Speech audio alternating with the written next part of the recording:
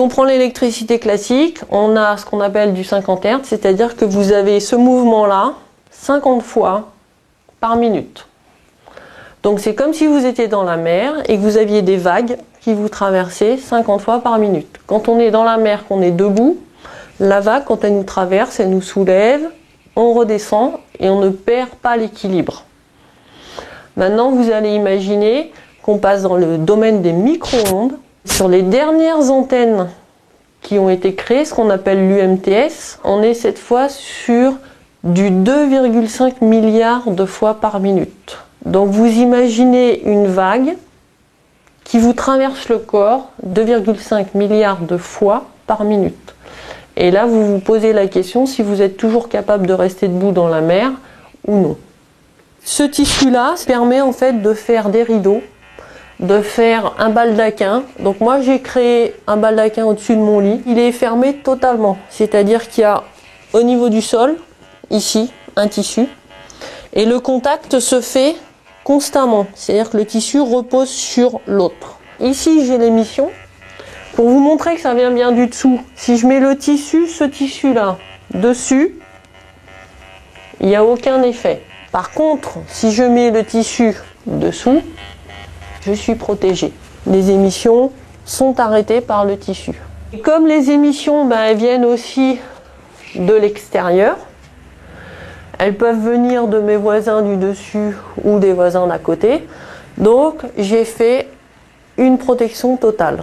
Je suis protégée pendant 7 heures, 8 heures. Mon corps peut récupérer et je peux retrouver une activité. Rien qu'une activité professionnelle parce que pendant un an, je n'ai pas pu avoir d'activité professionnelle tellement j'étais fatiguée et tellement je ne pouvais plus réfléchir. Ce qui est le cas d'énormément de personnes qui sont électrosensibles.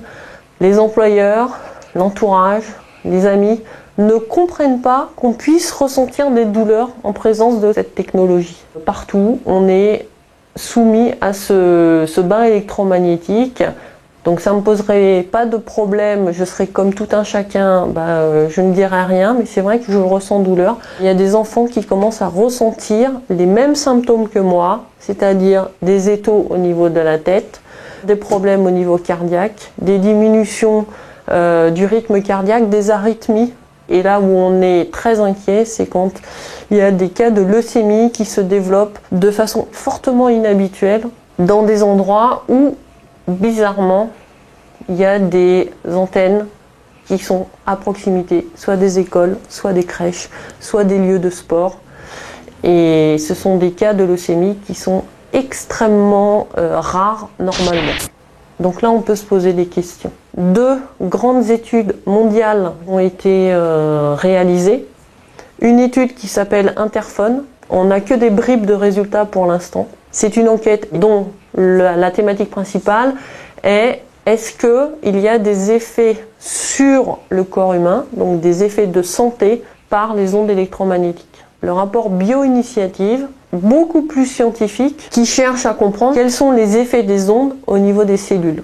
Et on en connaît quelques-uns, à savoir une diminution de la barrière hémato-encéphalique. Ça veut dire qu'en fait, au niveau de la protection du cerveau, il y a une diminution entre la protection des cellules du cerveau et les cellules et les vaisseaux sanguins.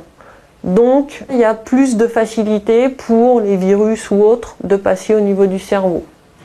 Il y a une destruction de l'ADN. Donc, au niveau des cellules, on va détruire la base de la cellule. Ce qui fait que ça peut entraîner justement des cancers. Il est aussi prouvé qu'il y a une modification de la perméabilité de la membrane, c'est-à-dire qu'on va modifier la communication entre les cellules, notamment la communication nerveuse, au niveau de la tête. Donc ça, ce sont les points qui ont été démontrés et prouvés. Et aucun opérateur ne peut maintenant dire que c'est faux puisque ça a été reconnu. Reconnu.